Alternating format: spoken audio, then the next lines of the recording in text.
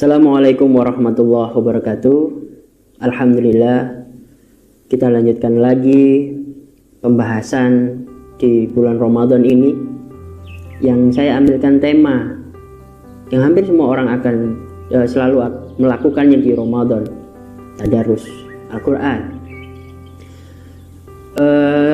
Sebuah hadis pernah saya pelajari dan kita juga pernah mendengar mungkin, atau mungkin yang belum mendengar, insya Allah dari forum inilah kita bisa saling memberikan informasi, ilmu dan pengetahuan. Rasulullah pernah bersabda, khairukum man ta'allama al-Quran wa 'allamahu, yang artinya sebaik-baiknya dirimu atau di antara kamu yaitu orang yang belajar Al-Quran lalu mengajarkannya. Jadi ada 3 fase di sini. Sebaik-baiknya manusia. Jadi Rasulullah sudah membuat satu pagar bahwasanya sebaik-baik manusia, semulianya manusia adalah orang yang belajar Al-Quran lalu mengajarkannya ke yang lain. Kita telah sedikit Al-Quran. Al-Quran itu berbahasa Arab, yang itu juga mungkin kesulitan bagi kita yang orang Jawa, orang Sumatera, atau orang Indonesia yang berbahasa Indonesia untuk mengetahui secara detail makna kata per kata, makna kalimat dari Al-Quran. Tapi dari situlah kita benar-benar diuji kecintaan kita kepada Allah dan Rasulnya lewat apakah kita cinta Allah dan Rasulnya dengan membaca Al-Quran, dengan mempelajarinya. Di dalam Al-Quran itu berbahasa Arab. Kalau kita sendiri sering sekali mendengar orang bercakap-cakap bahasa Arab lalu kita tidak paham, itu jamaknya memang karena kita bukan orang Arab. Tapi Rasulullah mengatakan sebaik-baiknya orang adalah yang belajar Al-Quran dan mengajarkannya, dengan catatan dia pasti belajar bahasa Arab. Apakah bisa kita belajar bahasa Arab? Fakta sejarah membuktikan Imam Syafi'i itu bukan orang Arab. Rata-rata qiraah sab'ah, qiraah dalam Al-Quran itu kebanyakan dari orang-orang, kalau sekarang orang Persia, yaitu Iran, yang bahasanya bahasa Persia. Sehingga Allah mencantumkan juga bahwasannya Al-Quran dengan berbahasa Arab ini dimudahkan untuk semua kalangan, dimudahkan bahasanya, tata tertibnya, grammarnya, itu semua dimudahkan oleh Allah Subhanahu wa Ta'ala. Pernah kita bahas di awal-awal kata Ramadan. Saya ambil contoh sedikit. Kata Ramadan itu dari kata Ramadan yarmudu, yaitu artinya juga menahan, tapi terminologinya adalah menahan kambing agar tidak makan rumput tetangganya, agar tidak melebar, agar tidak hilang, agar tidak dimakan serigala.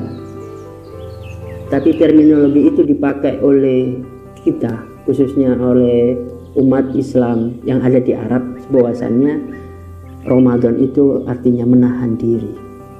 Dari situ kita belajar sedikit demi sedikit tentang bahasa Arab. Sedikit ini bermanfaat untuk menjadikan kita memahami Al-Quran dan mencintai Al-Quran. Kalau ada orang yang mungkin benci dengan bahasa Arab, mungkin hatinya belum tahu secara dalam bahasa Arab itu seperti apa. Kalau memang kita nggak suka dengan bahasa Arab, paling tidak kalau orang mendengar Al-Quran kita suka. Kalau memang tidak satu juz, ya satu ayat. Kalau memang satu ayat itu membuat kita tidak menyukainya, maka satu huruf saja. Kalau suatu huruf pun enggak, maka kita harus mempertanyakan diri kita, keislaman kita. Bahwasanya orang Islam tuntunannya adalah Al-Quran dan Sunnah.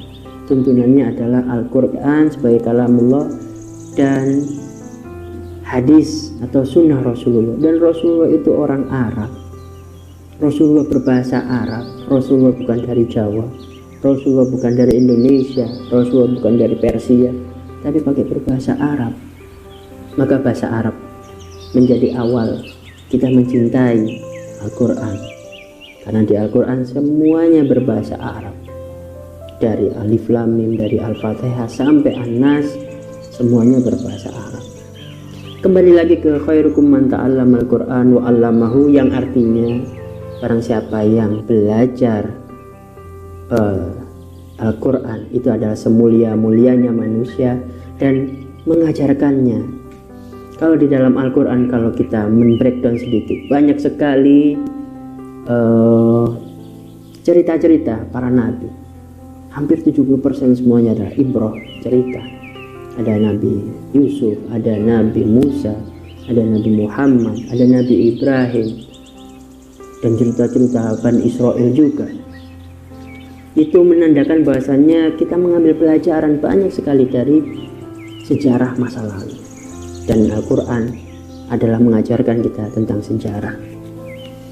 Mereka melakukannya, maka kita menjadikan mereka sebagai ibrah atau hikmah, bahwasannya umat-umat terdahulu itu pernah melakukan kesalahan, umat-umat terdahulu pernah melakukan kebaikan-kebaikan, sehingga di surat Al-Fatihah pun kita tahu artinya di akhir ghairil maghdubi alaihim waladhdallin, yaitu kita tidak ikuti jalan-jalan orang yang dolim, orang-orang yang sesat. Artinya kita belajar dari masa lalu, orang-orang yang dolal, orang-orang yang zalim, bagaimana Fir'aun ditenggelamkan oleh Allah, bagaimana Namrud habis semuanya, kebanggaan, keagungan dan hartanya, bagaimana para pendengki dari Nabi Yusuf itu hancur berlebur-lebur.